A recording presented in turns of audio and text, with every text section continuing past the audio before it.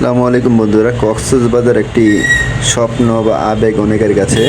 তো অনেকেই মেরিন ড্রাইভে যারা কক্সবাজারে ঘুরতে যান তারা একটা জিনিস সাবধান, আপনারা যদি রয়্যাল এনফিল্ড জাতীয় ভারী গাড়ি নিয়ে যান তো অবশ্যই বিচে নামাবেন না গাড়ি, কারণ বিচে নামালে তারা অবশ্যই বুঝতে পারবেন এইটা এত পরিমাণ ওয়েট যে বালুতে আপনারা উঠাতে অনেক কষ্ট হবে, অনেক ক্ষেত্রে এটা অনেক কষ্টসাধ্য হয়ে যায়।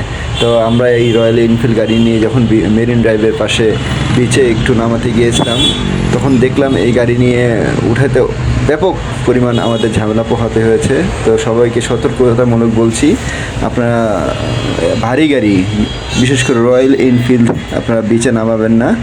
এই গাড়িটি অনেক ওজন এবং আমরা দেখুন 4টি লোক গাড়িটা মানে আলগি দিয়ে উঠাতে পারতেছিলাম না, এত পরিমাণ এটা ওয়েট।